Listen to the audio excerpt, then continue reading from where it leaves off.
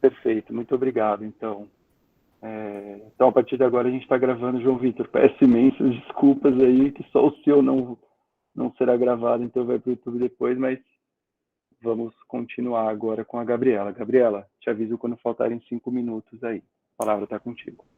Tá bom, obrigada. Vocês conseguem ver já os meus slides? Sim. Tá. Bom, boa tarde, né, a todo mundo. Eu vou apresentar aqui a minha pesquisa, que tem esse nome, né, Desigualdades e Estereótipos de Gênero no Campo Tecnológico, um estudo sobre vieses em processos de contratação e plataformas digitais. O meu projeto ele ainda está em andamento, né, eu termino ele no início de janeiro, mas, bom, eu fui orientada pelo professor Álvaro Comim, né, venho sendo orientada por ele, e eu componho um grupo de pesquisa coordenado por ele e pelo professor Murilo Marchner, chamado Mercado Digitais de Trabalho, que é vinculado ao Centro de Inteligência Artificial da USP. Bom, a minha pergunta mais ampla, assim, né, do projeto era, dado esse contexto que a gente vive hoje de processos automatizados e também uma expansão bastante grande da área de tecnologia e da tecnologia da informação especificamente, se os vieses e os estereótipos de gênero, eles estão implicados nesses processos de contratação e nessa cultura profissional também, no nosso contexto brasileiro, e se sim, de que maneira, né? Então, algumas perguntas que eu derivei, assim, desse interesse mais amplo, é se, enfim, afinal, essa área que é uma área em emergência, o que ela valoriza em termos de atributos e qualificações, então, qual que seria esse candidato ideal, né? E depois, que significados de gênero, se é que eles existem, são subjacentes a essas preferências nesse mercado de trabalho. E aí, a partir da análise também das percepções de mulheres, né, que, enfim, depois eu comento melhor na parte da metodologia, mas eu queria também descobrir se há conflitos e há cisões nessa cultura profissional mais típica, que é, enfim, dessa cultura tecnológica que a literatura sobre o Vale do Silício, por exemplo, descreve, né? Bom, aí, algumas hipóteses, assim, que eu levantei antes de realizar a pesquisa, né, que eu achava que me guiariam, é que achava que seria importante olhar para a mediação tecnológica. Então, as plataformas digitais, eu imaginava que elas seriam bastante importantes assim para construção de relacionamentos profissionais, para a criação de comunidades de programadores, assim, muito baseado no que eu tinha lido na literatura e também por uma certa intuição, né, disso.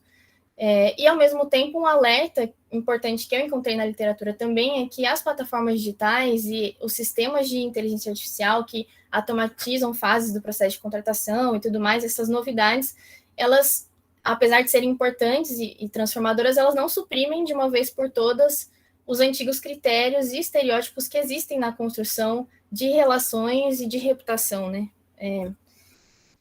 E outras ideias, hipóteses que eu tinha também é de que, dada essa área, né, que é predominantemente masculina, que é uma intuição fácil de ter, assim, né, de imaginar, e que, portanto, essa produção tecnológica, ela carrega, né, visões de mundo próprias de um grupo específico, como a participação, eu imaginava que a participação das mulheres criaria, de fato, diferenças e oposições que estariam crescendo dentro dessa área.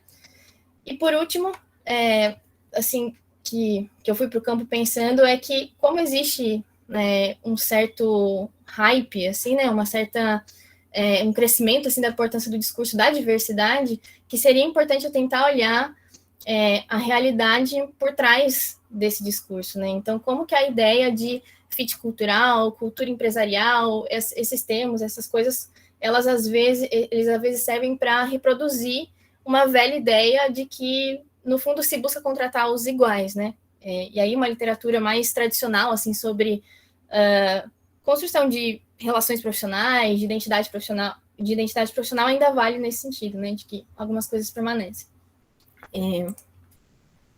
A minha metodologia, então, para tentar, enfim, responder essas questões e testar as hipóteses foram, para além da bibliografia pertinente, óbvio, e principalmente essa literatura mais nova do que alguns chamam de sociologia digital e tal, eu fiz um levantamento e análise dos dados de plataformas de recrutamento e anúncios de vagas, dessa área, né, de tecnologia da informação. E, além disso, eu participei de entrevistas semi-estruturadas que, na verdade, foram coordenadas pelos professores do Álvaro, né, e o Murilo, com RHs de algumas empresas grandes que são contratantes de profissionais da tecnologia da informação. E, por último, eu realizei entrevistas semi-estruturadas com algumas jovens desenvolvedoras de software. Ainda poucas, eu pretendo conseguir fazer mais até o final da minha pesquisa. Aqui uma consideração que eu acho importante fazer assim, sobre o meu objeto, que essa área, essa profissão, né, que eu estava olhando, ela não é regulamentada. Então, não tem um consenso quanto à nomenclatura, por exemplo, mas vários outros aspectos. Então, dadas essas ambiguidades, eu busquei, e foi assim também nas atividades do grupo de pesquisa, as ocupações que são mais características da atividade de programação e dessa tecnologia emergente. Então, desenvolvedores de software, engenheiros de software, analistas de dados e tal. E eu coloquei esse gráficozinho aqui, na verdade, só porque eu queria dar uma dimensão do tamanho da oferta de emprego nessa área hoje no Brasil, e isso é só com base no LinkedIn. Bom, aí um pouco assim do meu ponto de partida teórico, né? Assim, a discussão acadêmica na qual eu me referenciei e tentei um pouco assim fazer parte, né? É que tem crescido bastante o interesse acadêmico das humanidades sobre o tema da tecnologia, em particular por causa da emergência da inteligência artificial, que, enfim, tem transformado muito as relações de trabalho, as nossas, enfim, formas de se comunicar, nem sempre com impactos positivos, né? Mas o fato é que tem sido um processo bastante grande e não tende a terminar tão cedo, né? E as plataformas são um exemplo bastante importante da aplicação desse tipo de tecnologia, e que, inclusive, é importante dizer que não se resumem às plataformas de delivery e de transporte de passageiro. Na verdade, é um ecossistema bem grande de plataformas que enfim, alteram e estão, enfim, relacionadas com as formas, né, mais tradicionais da gente trabalhar e, enfim, fazer várias coisas. Bom, então, ainda sobre isso, assim, dada essa realidade, né, a importância que esse tipo de tecnologia tem ganhado na nossa sociedade, tem uma literatura crítica da sociologia, mas nem sempre, né, que tem se esforçado em evidenciar o caráter não neutro, né, de evidenciar as atividades humanas e os critérios humanos que estão implicados nessa tecnologia. E a discussão de gênero, especificamente, ela se relaciona bastante com isso, porque a gente já tem diversos exemplos de algoritmos que influenciaram decisões e impactaram a vida de mulheres. Um caso que ficou bastante emblemático é do sistema da Amazon, que em 2015, se não me engano, que não recomendava currículos de mulheres, porque o sistema aprendeu, com base no seu próprio quadro de funcionários, que as mulheres seriam, enfim, uma contratação mais arriscada, de que, enfim, não seria a melhor contratação a ser feita. Então, o ponto de vista teórico que eu busquei adotar é esse, assim, mais ou menos em resumo, de que as estruturas e as relações sociais de gênero, elas se articulam com os espaços de produção da tecnologia, e que por isso é preciso investigar como as hierarquias e os comportamentos de gênero são reconstruídos nas novas relações. Eu passei o slide um pouco cedo aqui, mas indo para os resultados, então, né, assim, o que eu fiz de fato.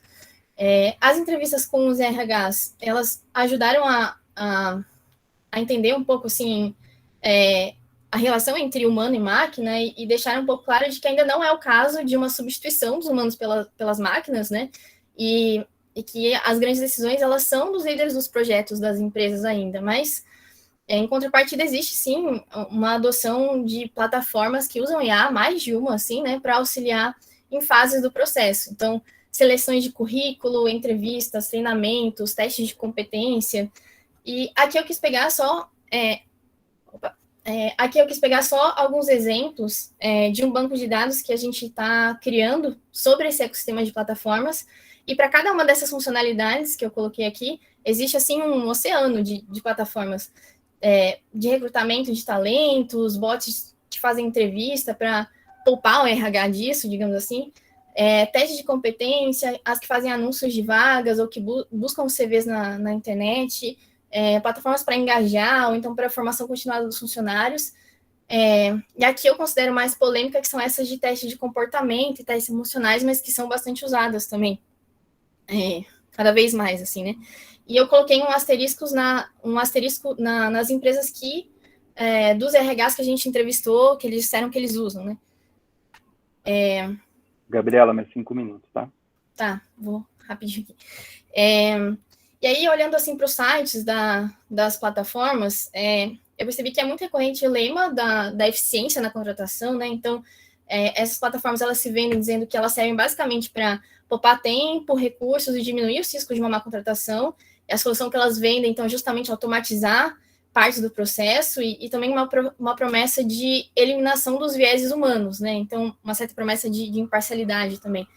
E aí, vinculado às plataformas, e particularmente essas que são de anúncios de vagas, eu tentei olhar as características dessas vagas de tecnologia, e uma coisa que eu pude perceber, que também apareceu nas entrevistas com os RHs, é que as habilidades emocionais, sociais, que se costuma chamar também de soft skills, né, que é capacidade de trabalhar em grupo, solucionar problemas, liderar, aprender sozinho, ser flexível, proativo, etc., elas parecem bastante, assim, com bastante destaque.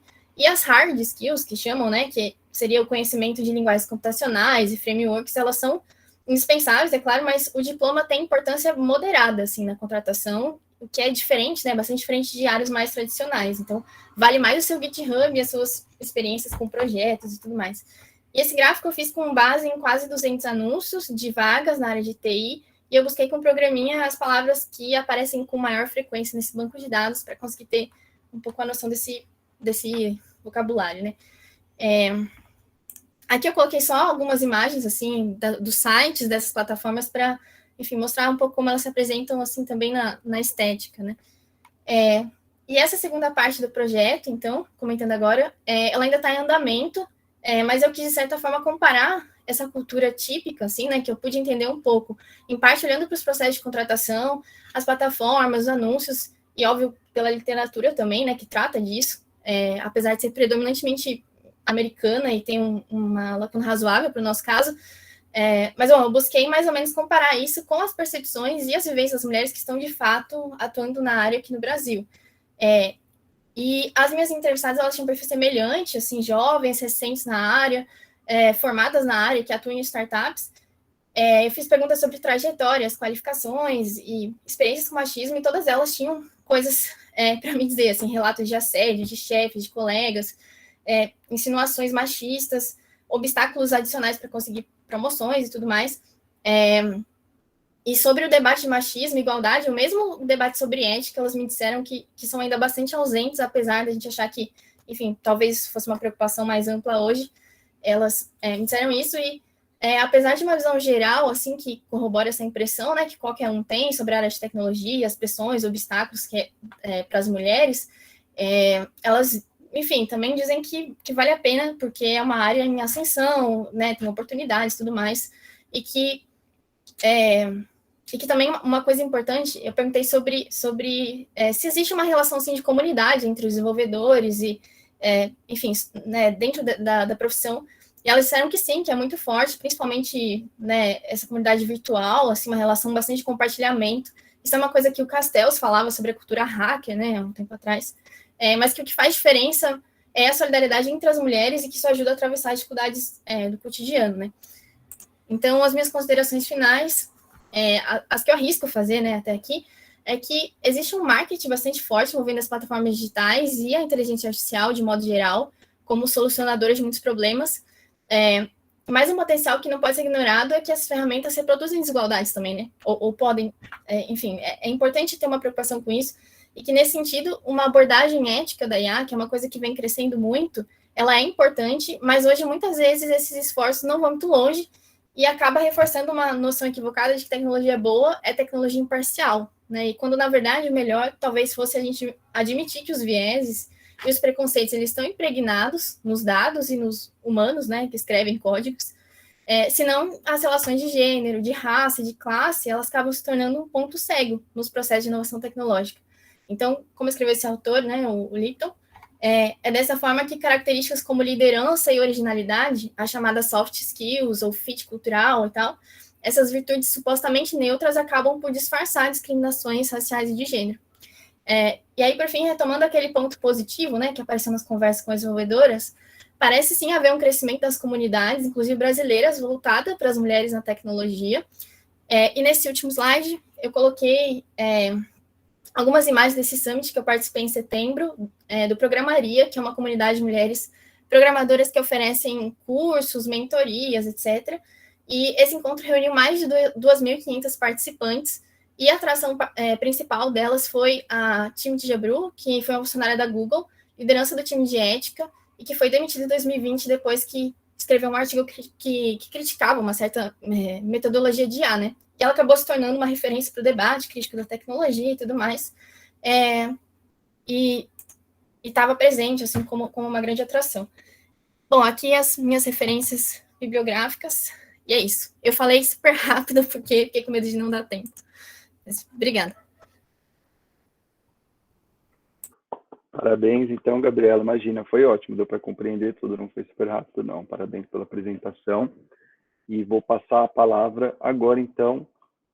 Deixa eu pegar aqui, que eu deixei o trabalho separado, para a Marília Luísa de Souza e Silva, que vai apresentar um trabalho intitulado Rivalidade entre Estudantes, Aspectos da Constituição de Identidades Coletivas na Adolescência e o Uso da Violência.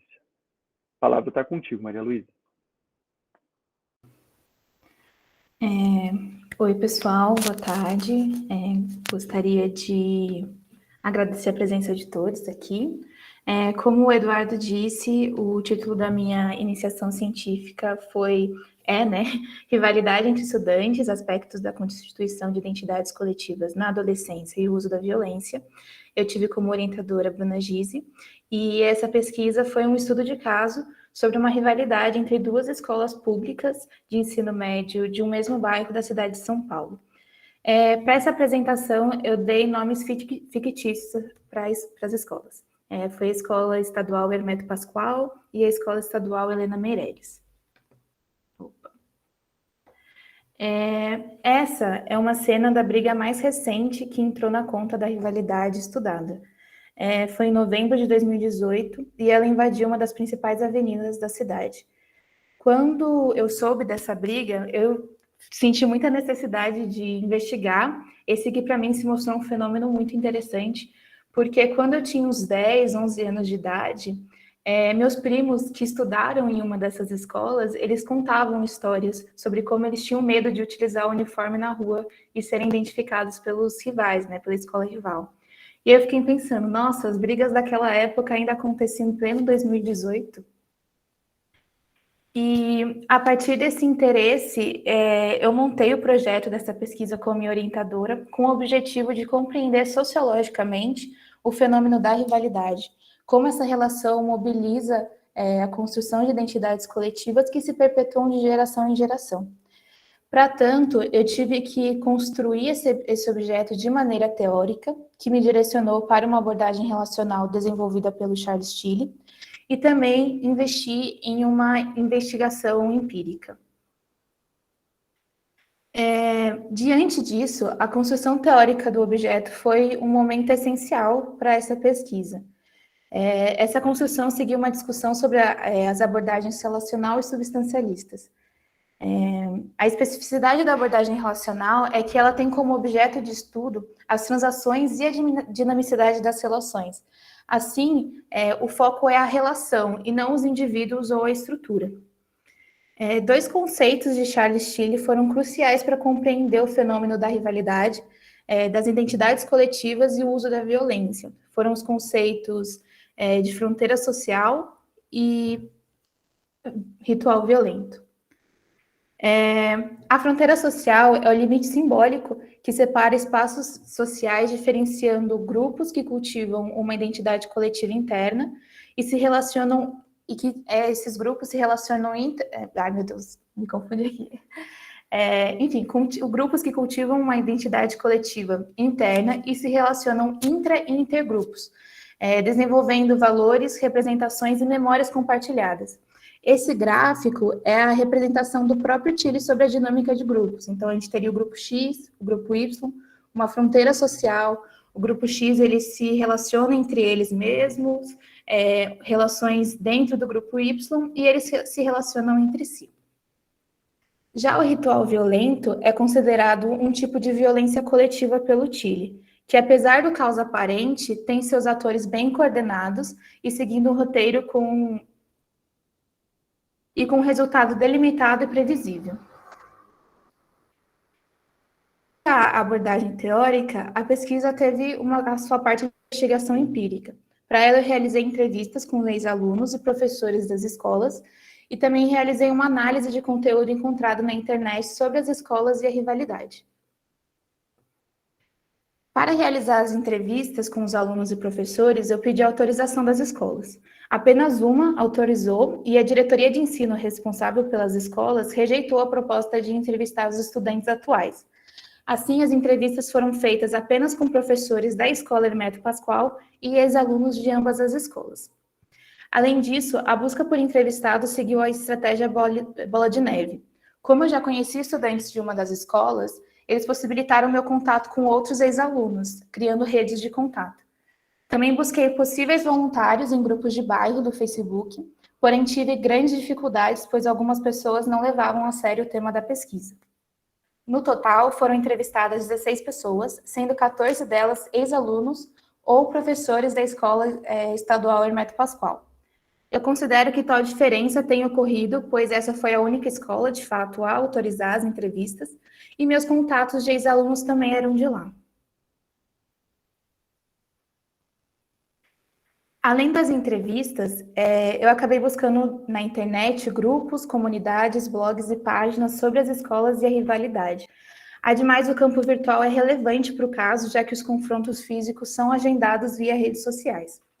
No total, eu analisei 8 perfis coletivos no Facebook, uma página de memes e um meme publicado no perfil pessoal também no Facebook, 3 vídeos no YouTube com registros de brigas, 2 blogs de ex-alunos sobre sua vivência nas escolas, 24 tweets de diversos anos sobre a rivalidade, o regime escolar da Escola Helena Meirelles, de setembro de 2020, que eu encontrei no site oficial da escola, e o decreto estadual de denominação da Escola Hermeto Pascoal.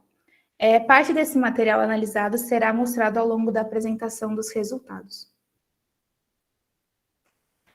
A partir da construção teórica e da investigação empírica, eu pude elaborar uma descrição da rivalidade em si e encontrar elementos que se mostram importantes para sua compreensão, sendo eles a construção do outro, as motivações dos confrontos, os símbolos de pertencimento, dinâmicas internas, o uso das redes sociais e a rivalidade como fase da vida. Ainda que a origem seja um tanto incerta, existem relatos sobre a rivalidade estudada desde a década de 1960. Ela é considerada tradicional no bairro e vem persistindo ao longo dos anos, mesmo com as mudanças ocorridas no bairro e nas escolas.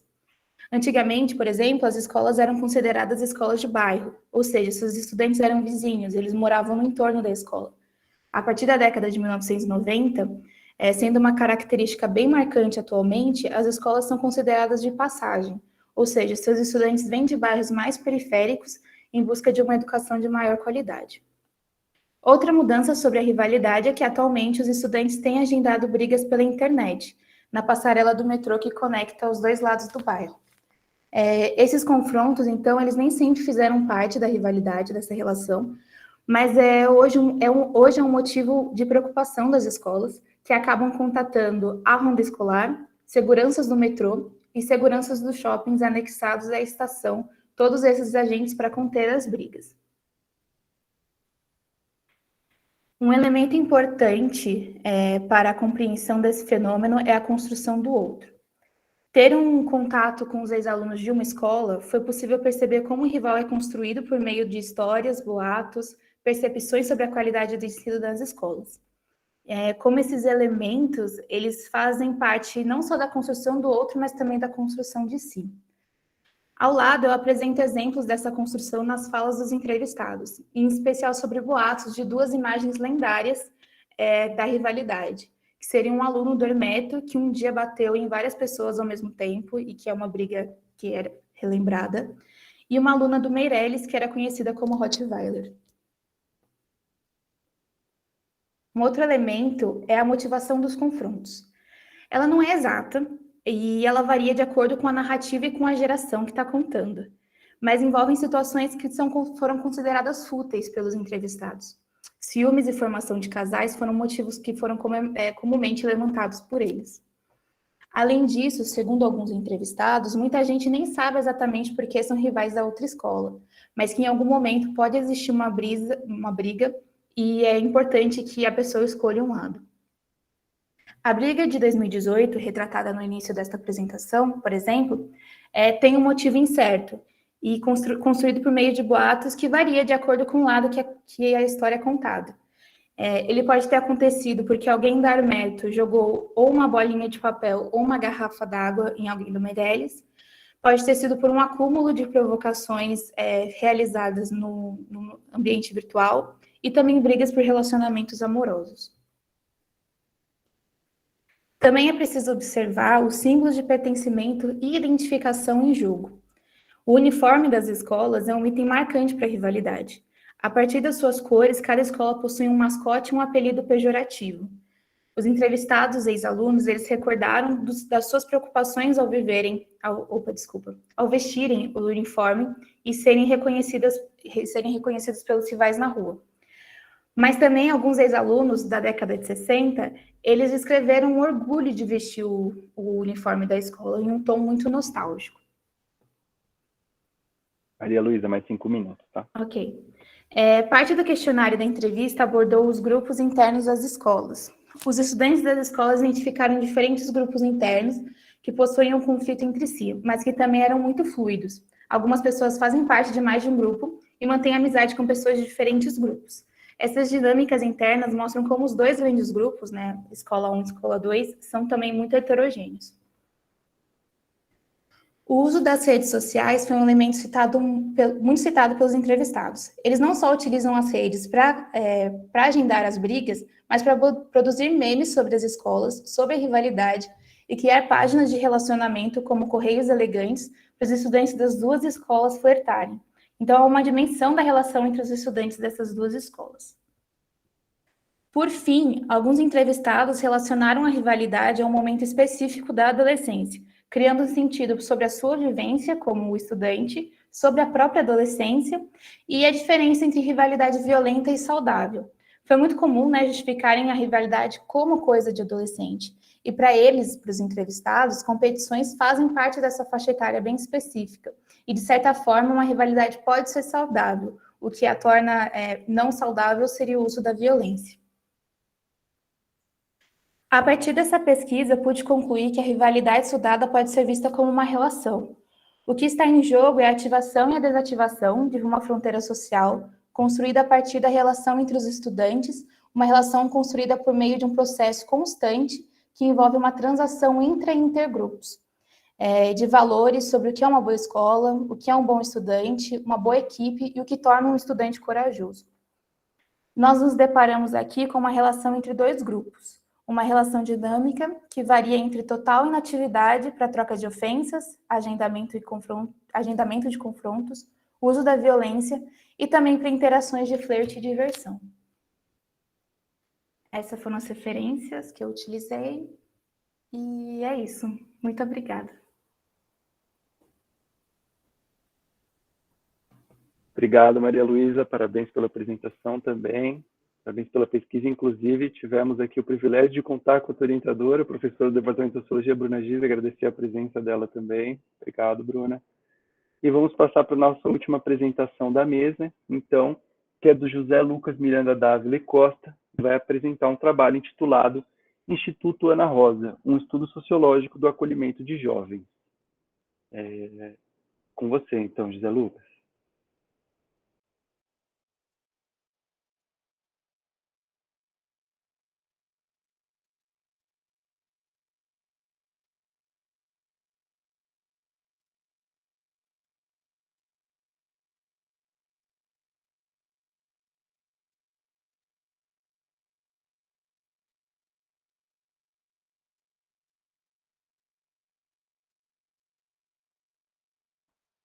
Nós não estamos te ouvindo ainda, José Lucas.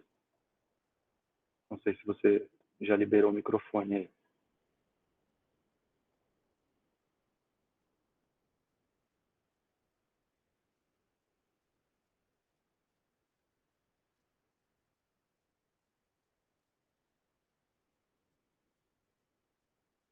Não, ainda não estamos.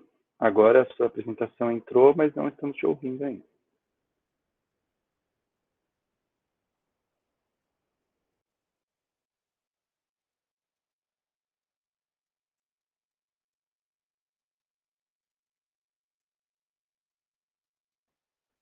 Ainda não. Talvez se você tentar um fone, que eu acho que não está captando o seu áudio.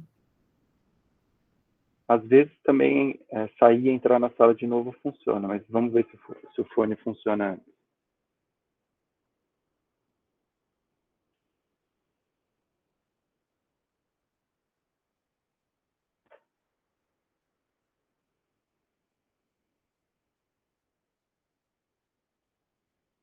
Vocês estão me ouvindo?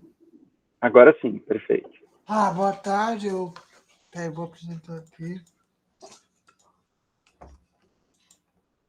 Eu estou fazendo uma pesquisa sobre o Instituto Ana Rosa, que é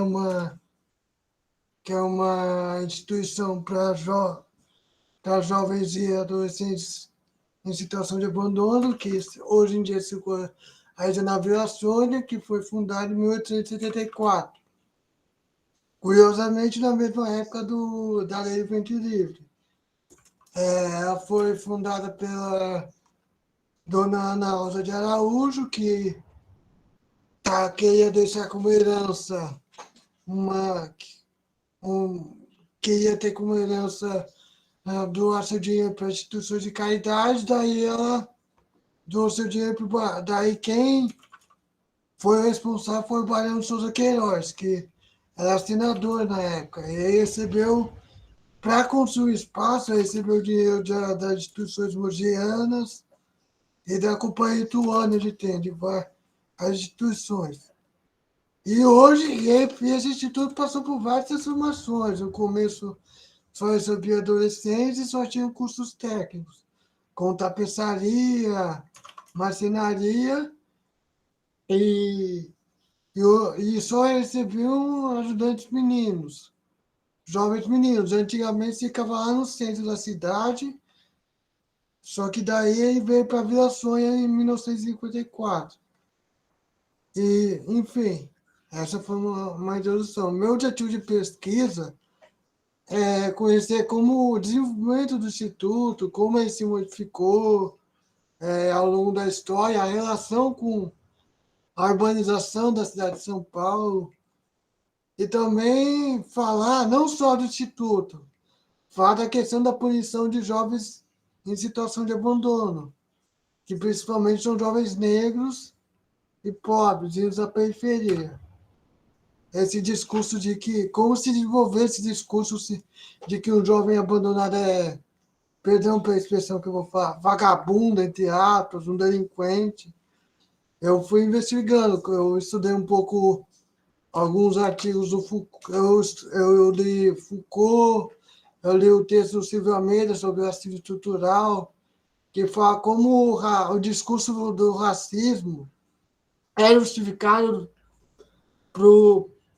se desenvolve dentro do capitalismo e legitima ações violentas contra esses jovens, contra essa juventude. E minha metodologia foi coletei entrevistas de estudantes do Instituto, que foram meus colegas, inclusive, e falar como é que... E o questionário falava, por que foi no Instituto?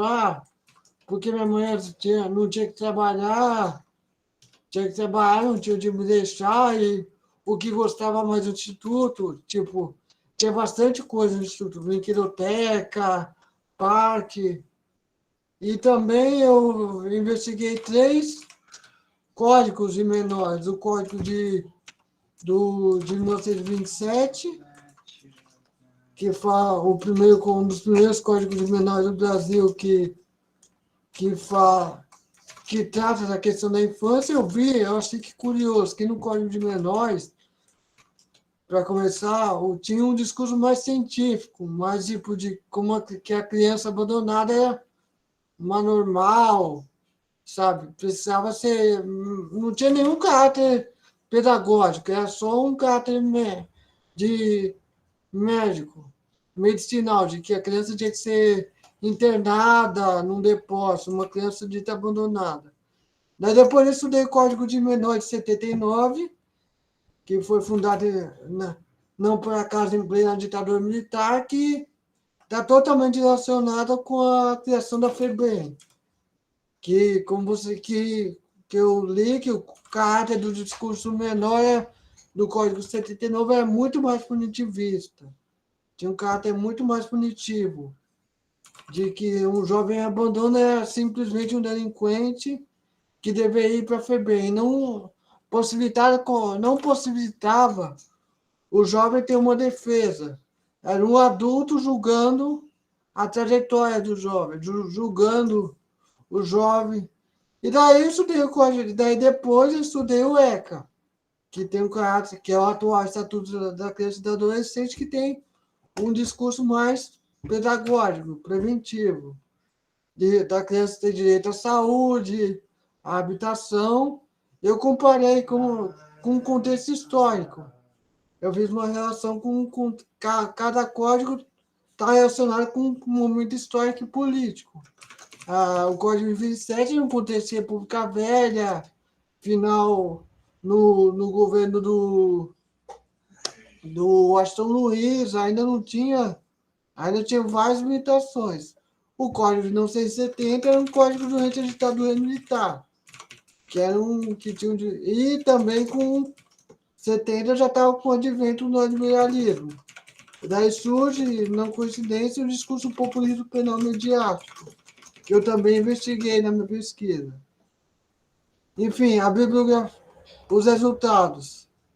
Eu observei o discurso da associação com a infância abandonada com a marginalidade, que com as teorias da eugenia do século XIX, e que legitimaram, como eu falei, essa punição dos códigos menores. Eu apresentei na pesquisa alguns trechos.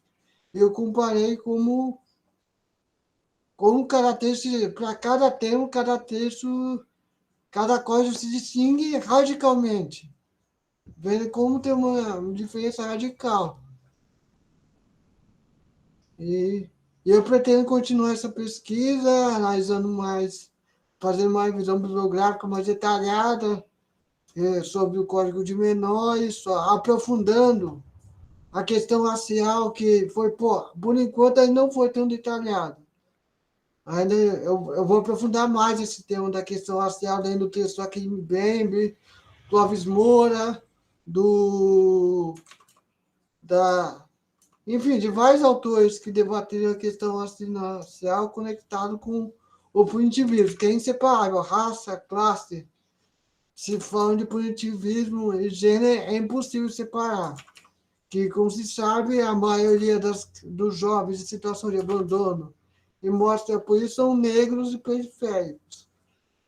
E não só, se pegar o perfil do Instituto Anaal, são moradores das favelas negros. Jardim Jaqueline, Paraisópolis, Jardim Colombo, Vertentes, Coab Raposo Tavares, na periferia do Taboão da Serra de Embu das Artes. É mais ou menos isso. E no Instituto tem uma infraestrutura bem privilegiada. Acho que é mais ou menos isso. Se tiver alguma dúvida, pode perguntar também. Legal, José Lucas, parabéns. Se você quiser só agora desligar o microfone por hora para a gente passar para as questões da Ana Bárbara. Mas parabéns pela apresentação, José Lucas, muito obrigado. Eu vou passar então a palavra agora para a Ana Bárbara Araújo, que fez mestrado e doutorado no programa de Sociologia e Antropologia da Universidade Federal do Rio de Janeiro e atualmente é pós-doutoranda no Departamento de Sociologia da USP. Não é isso, Ana Bárbara? Ana Bárbara, vou fazer como os demais, quando der 10 minutos eu te aviso, pode ser? Tá bom, muito obrigado pela presença aí, Ana Bárbara. Obrigada a você. E queria começar dizendo que eu estou bem feliz de estar aqui hoje, vendo e ouvindo vocês e tendo contato com pesquisas tão interessantes. E eu queria, sobretudo, elogiar todos os trabalhos e elogiar o desafio de fazer pesquisa nesse contexto de pandemia, né? Que a gente sabe que não é fácil. E, enfim, que foi um evento que mudou completamente a forma como a gente faz pesquisa. E eu queria elogiar de antemão todos vocês por estarem pesquisando nesse contexto, né? Por todo o esforço envolvido. Eu também queria salientar assim, que eu acho muito legal ter essa possibilidade, essa experiência de realizar pesquisa já na graduação e na iniciação científica. Eu acho que isso é uma oportunidade muito legal. Que bom que vocês aproveitaram. Eu, pessoalmente, durante toda a graduação, fiz iniciação científica na UNB, na Universidade de Brasília, e aí foi um caminho sem volta, porque aí eu fui me encantando e aí quis ir seguindo na pesquisa, né? No mestrado, no doutorado, agora no pós-doutorado. Eu não vou querer tomar muito tempo, assim, talvez eu nem use os 10 minutos, porque, na verdade, eu queria mais ouvir vocês sobre algumas questões que ficaram da leitura dos resumos, né, que eu tive acesso antes, e também das apresentações. Então, primeiro eu queria fazer uma pergunta que é para todos, uma pergunta geral, né, tanto para o João, quanto para a Gabriela, quanto para a Maria Luísa, quanto para o José Lucas. Então, uma primeira pergunta, que na verdade eu entendo que é uma oportunidade de ouvir mais vocês, é entender como é que vocês chegaram a esse tema de pesquisa. Acho que a Maria Luísa falou um pouquinho durante a apresentação dela. De José Lucas, você levantou a mão, você gostaria de... Desculpa. Não, eu não queria atrapalhar, então não queria interromper, pode continuar. Tá bom. Então, entender mesmo como que vocês escolheram, como que vocês chegaram a esse objeto, a esse problema de pesquisa, e pensando um pouco o que aguça essa curiosidade sociológica, né? O que motivou vocês a esse caminho de pesquisa específico. Então, eu queria ouvir todos vocês nesse sentido, se vocês pudessem elaborar um pouquinho sobre isso. Agora, passando para as perguntas para cada apresentação, né, para cada pesquisa, mas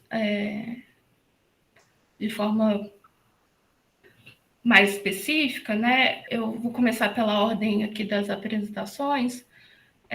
Primeiro, para o João Vitor, são duas perguntas, na verdade, né? Uma na verdade, são também possibilidades de te ouvir mais, né? Uma primeira coisa que eu queria dizer que eu também gosto muito desse texto do Celar sobre análise documental que você cita no texto e você colocou como uma referência importante da sua pesquisa, né? Eu acho que é um texto bem interessante que eu, inclusive, já ministrei também em aulas, né, de metodologia. E eu queria que você, se você pudesse, falar um pouquinho mais sobre como esse texto e como as reflexões sobre análise documental elaboradas pelo Celar te ajudaram nesse contexto de pesquisa, né? Em que medida essas reflexões do Celar sobre análise documental te ajudaram nessa pesquisa sobre esse livro do Fanon, especificamente. E uma outra questão na verdade, se você poderia falar um pouco mais sobre como você está vendo a recepção do Fanon no Brasil, tendo em vista esses últimos desenvolvimentos, talvez de 5 anos para cá, né, enfim, de um interesse, talvez editorial, né, sobre do Fanon e, enfim, sobre outros autores que vão debater a temática racial de perspectivas não centrais, não hegemônicas. E se você chegou a ver, ou se você tem enfim, alguma intuição, alguma hipótese de que essa recepção pode mudar, ou ela está mudando, né, nesses últimos anos, ou, enfim, se a pesquisa não chegou até esse ponto, enfim, queria te ouvir mais um pouco sobre isso. Para a Gabriela, uma primeira pergunta que eu colocaria é se você poderia falar um pouco mais sobre o que aparece no texto, no seu resumo, que você não falou muito, né, que eu reparei que você até mudou. No resumo aparece como relações de sororidade, e agora na sua apresentação você falou mais de relações de solidariedade entre mulheres nessas empresas em que os homens, enfim, são maioria são maioria e tem toda essa dinâmica que você está falando. Então, eu queria que você explorasse um pouco mais esses sentidos de sororidade, né, que também é um termo muito controverso, ou, enfim, falasse um pouco mais sobre isso, né? Como é que isso apareceu nas suas entrevistas, como que isso surgiu, né, no seu campo. E também eu gostaria que você falasse um pouquinho mais também sobre a literatura de gênero, né? A literatura feminista ou de gênero, enfim, a sociologia de gênero, que você mobilizou na sua pesquisa, né? Queria que você pudesse falar um pouco mais sobre isso também. Para a Maria Luísa, tem uma pergunta que você já falou um pouquinho mais na apresentação, mas eu queria que você mencionasse, talvez elaborasse um pouquinho mais sobre essa questão da rivalidade como fase da vida, né? E aí, uma pergunta que me veio é, será que essa rivalidade, então, se dissipa para os ex-alunos? Porque parece que, em alguma medida, ela continua, né? Nos grupos, nas páginas do ex-aluno que olha o outro com uniforme e faz cara feia. Enfim, eu queria que você falasse um pouquinho mais sobre isso. Eu fiquei pensando se não valeria buscar mais entrevistados da outra escola, né, para ter uma simetria de quantidade de entrevistas, se você pretende fazer isso ou não.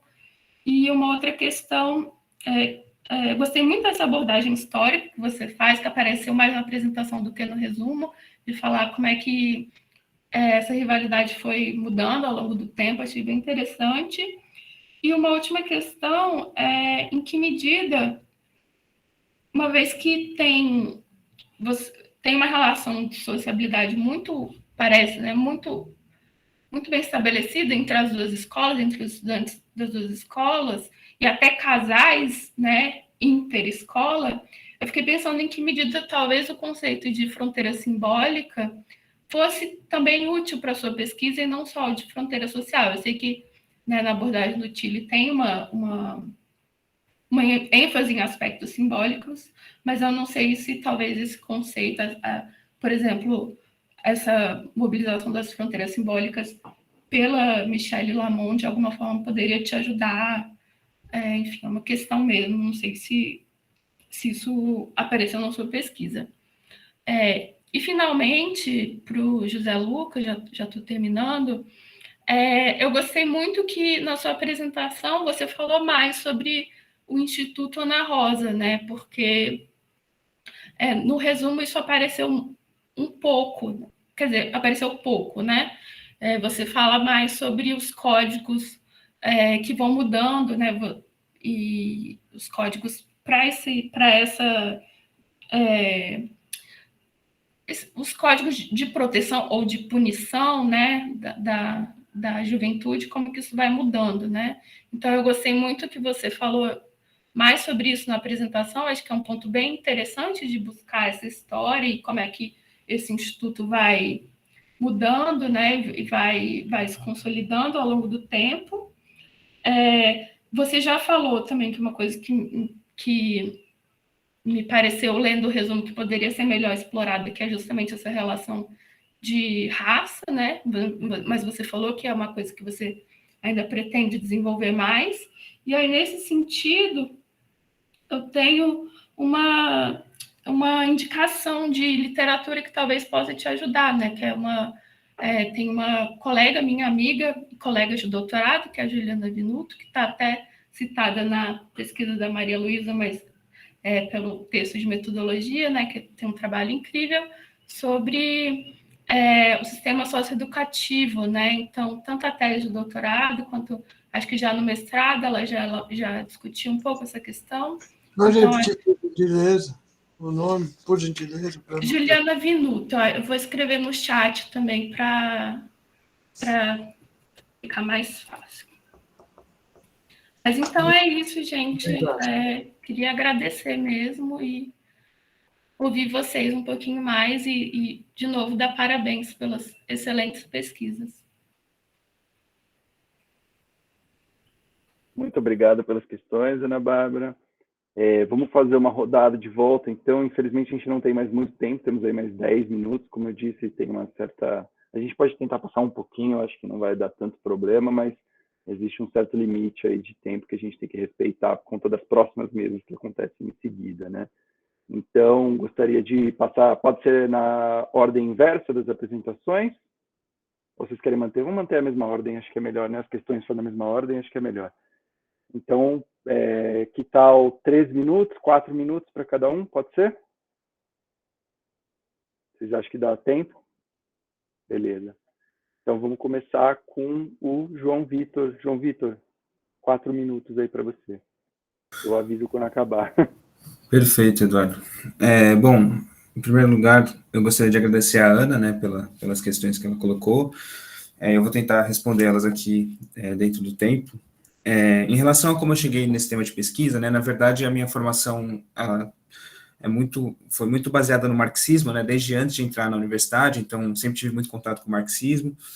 Só que quando eu entrei em contato, né, mais profundamente assim, com o marxismo ocidental, eu sentia falta de algumas discussões que aconteciam aqui no Brasil, né, e de maneira geral, né, na periferia do capitalismo, e que não estavam sendo contempladas por esse marxismo, assim, né, então eu fui atrás de um marxismo meio lado B, assim, né, um marxismo principalmente, né, pensando nos revolucionários africanos, né, eu participei de um grupo de estudos, né, em relação a esses pensadores, né, e percebi que os temas que eles estavam mobilizando eram diferentes nesses autores, nesses cânones, assim, né, que era a questão da colonização, a questão racial, a questão da cultura muito forte, né, a questão da nação.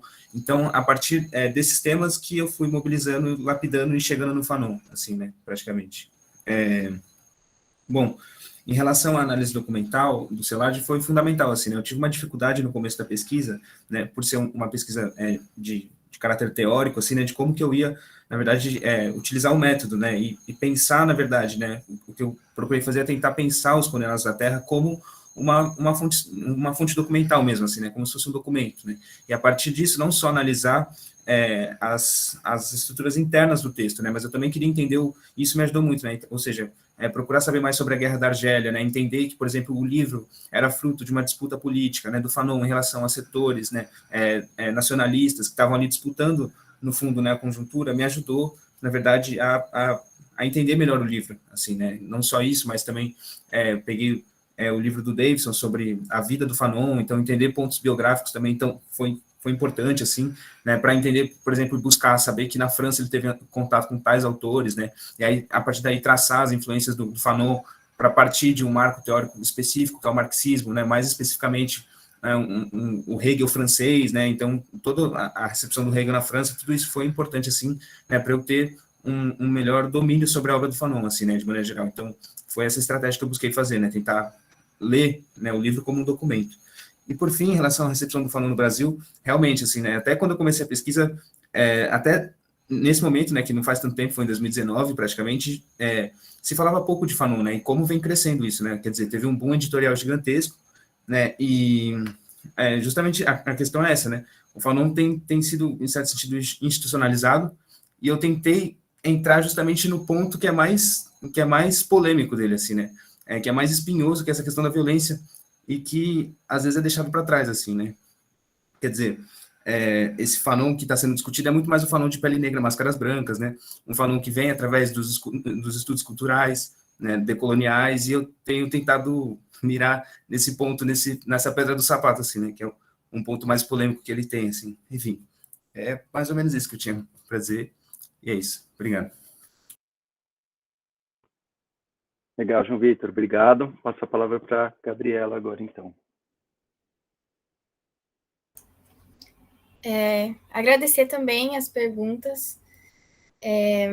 Bom, como eu cheguei no tema de pesquisa, né? Eu sempre gostei, assim, do assunto de tecnologia, mas de forma um pouco genérica. E mais recentemente, eu, enfim, descobri esse grupo, né, que estava estudando inteligência artificial e acabei, enfim, me interessando muito por essa literatura mais recente, que é um olhar das humanidades sobre isso, né? E que, enfim, também percebendo, assim, na vida prática, né, o impacto que a inteligência artificial começa a ter de forma, enfim, bastante controversa, né? E nas sociais eu percebo que cresceu muitos estudos sobre a questão do Uber, do iFood, sobre essa coisa da uberização e tudo mais. E não é exatamente isso, né, o que eu estudo, mas tem a ver com, enfim, um olhar crítico mesmo em relação a essas narrativas assim mais tradicionais sobre tecnologia benéfica, uma tecnologia inevitável e que, enfim, meio que os problemas sociais são resolvidos por isso, né? Então, acho que as humanidades, a sociologia tem um papel importante de mostrar esse lado, assim, intencional da tecnologia, né? Isso, enfim, vem me interessando muito, e no grupo de pesquisa eu pude também entrar em contato com outras formas de abordar isso, então, o impacto da tecnologia e da IA na educação, sobre a indústria de games, enfim, tem vários temas que estão começando a, enfim, ficar quentes, assim, né, e eu estou um pouco participando desse início, assim, nas sociais. Bom, sobre a pergunta específica, né, do termo que eu usei no resumo e na apresentação, na verdade, nas entrevistas, apareceu esse termo, né, sororidade, algumas vezes, mas eu achei que, como eu não iria especificar na apresentação ou conseguir detalhar cada uma das entrevistas, eu achei que solidariedade talvez fosse um termo um pouco mais amplo, assim, que refletisse um pouco mais o sentimento, enfim, a percepção das entrevistadas como um todo, né? Mas teve uma entrevistada que fez questão de usar sempre esse termo para refletir o que ela queria dizer sobre a relação de apoio que ela achava importante que se estabelecia dentro da startup que ela trabalha. Então, foi uma opção, assim, um pouco mais de, enfim, da apresentação, tentar não ser muito específica e acabar, enfim, não refletindo exatamente um sentimento mais geral, que não necessariamente todas elas têm contato com esse tema, ou acreditam nesse tema, ou enfim, eu pelo menos não aprofundei isso com todas elas, então deixei assim, um pouco essa razão. E sobre a literatura, eu sei, na graduação a gente tem um contato, assim, um pouco menor, eu acho, né, com essa intersecção entre gênero e tecnologia, mas a gente lê o Manifesto Ciborgue, da Donna Haraway, né, mas, assim, a literatura que eu me apoiei mais é uma autora que chama Judy Wachman, e ela analisa, tipo, relações de gênero e transformações tecnológicas desde as inovações de microeletrônica e telecomunicações, mas eu também me apoiei muito nessa literatura de trabalhos, assim, que refletem muito sobre a cultura do Vale do Silício, e que fazem isso de uma perspectiva de crítica, assim, do quanto é uma cultura bastante masculina, né? Então, enfim, tem uma revista interessante, chama Digital Sociology, que tem vários artigos que são sobre feminismo, assim, tipo, pessoas falando de uma perspectiva feminista sobre essa cultura digital dominante. Tem também aquele livro que não é exatamente da sociologia, né? Ele é um pouco jornalístico, assim, mas que chama Brotopia, que fala também sobre essa cultura, tipo, meio que do Clube do Bolinha, do Vale do Silício. Então, eu tentei transitar um pouco, assim, nessa tecnologia que está falando sobre cultura profissional, sobre cultura tecnológica, e a Judy Wachman como uma autora um pouco mais, assim, consolidada. O livro dela é de 1998, mas as reflexões são bastante úteis, assim, para pensar diferenças de gênero e como que as diferenças de gêneros meio que informam também a produção de tecnologia, né? Acho que é um pouco isso. Queria falar. Obrigada, de novo. Obrigado, Gabriela. Maria Luísa, com você. Eu também gostaria de agradecer os comentários e as questões da Ana. Sobre o tema de pesquisa, eu mesmo falei um pouco, eu tive contato com isso na minha infância, por meio de histórias, assim, que eu achava fantásticas, e quando eu soube da briga... eu tive professores que deram aulas nessas escolas, e eles também comentavam comigo, porque eu falava, meu primo estudou lá, tal, e a gente comentava isso, era algo que me deixava fascinada. E aí, nessa coisa de fazer uma iniciação científica para, né, seguir a carreira acadêmica, eu não conseguia pensar em outra coisa, senão transformar esse caso num objeto sociológico. Sobre a rivalidade como uma fase da vida, e se essa rivalidade ela se dissipa, né, pelo que eu entendi, se ela se dissipa quando os alunos chegam na fase adulta, é isso, né? Eu acabei não explorando isso, mas houve alguns comentários dos entrevistados sobre isso. Alguns diziam que na adolescência fazia muito sentido a rivalidade e as escolas, e a rivalidade e as lendas, né, do porquê da origem, mas que quando eles crescem, eles percebem, então justamente eles falam, por ser uma coisa da adolescência, que quando eles ficam adultos é algo que é superado.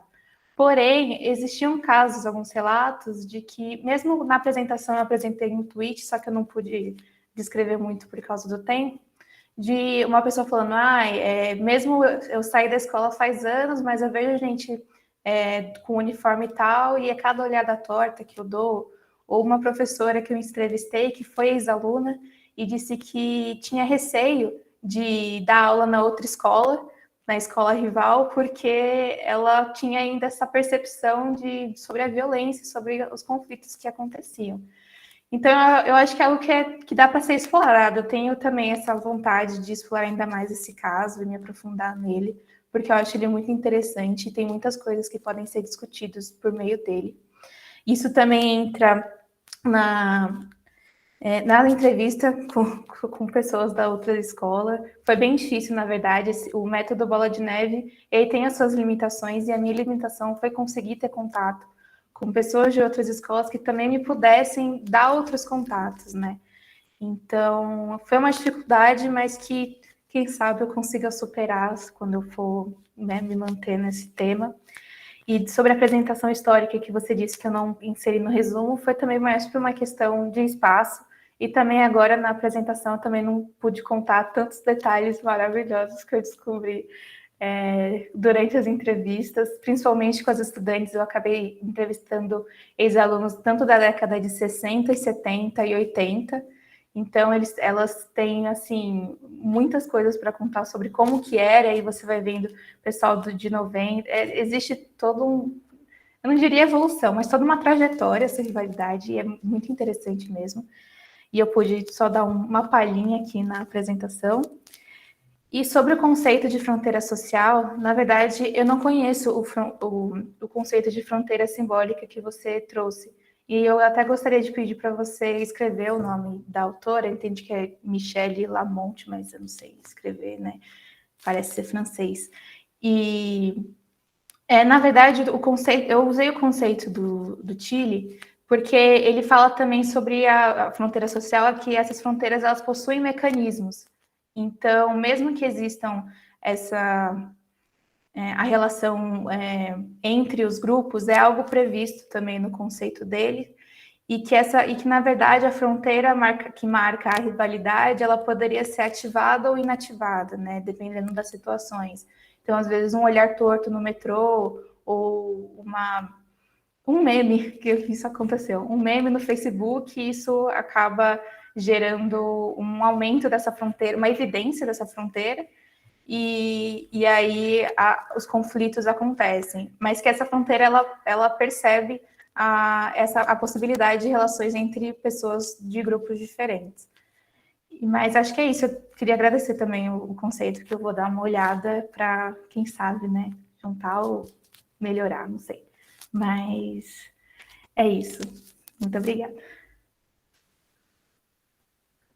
Obrigado, Maria Luísa. José Lucas, com você. Bom, primeiro vou falar, quando eu cheguei a essa pesquisa, ao tema, eu estudei no Instituto Ana Rosa entre 2004 e 2009. Eu sempre eu gostei muito de lá, tinha uma experiência bem positiva de lá tinha bastante coisa, sarau, parque, brinquedoteca, até os cantores de ébano cantaram lá, foram lá. E eu também tenho esse interesse, além disso, claro, não foi só por isso, esse interesse sobre a questão da punição de, de jovens em situação de abandono e falar como o Instituto faz um contraponto a isso. Como o Instituto fez um contraponto, que lá não é simplesmente um lugar de. Lá não é um orfanato ou a FEBEM. Lá é um núcleo socioeducativo que tem berçário, cursos preparatórios. Eu também tenho interesse sobre. Eu tive interesse como eu vou aprofundar. Eu já falei, eu vou aprofundar a questão racial, que eu mesmo vi que foi pouco analisada nos relatórios. Eu falei, só foi uma introdução.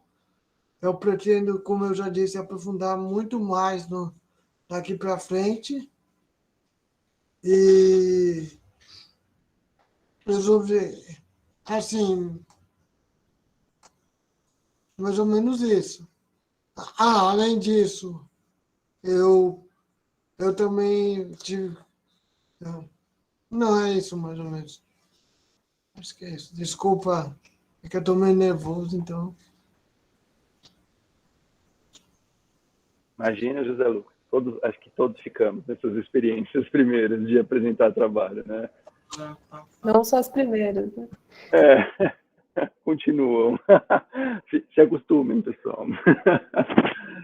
Pessoal, então, eu vou agradecer novamente a todos os presentes, entre aspas, como sempre, né, aqui que apresentaram o trabalho. Queria agradecer novamente os comentários da Ana Bárbara, agradecer a presença da professora Bruna aqui com a gente, que prestigiou o evento.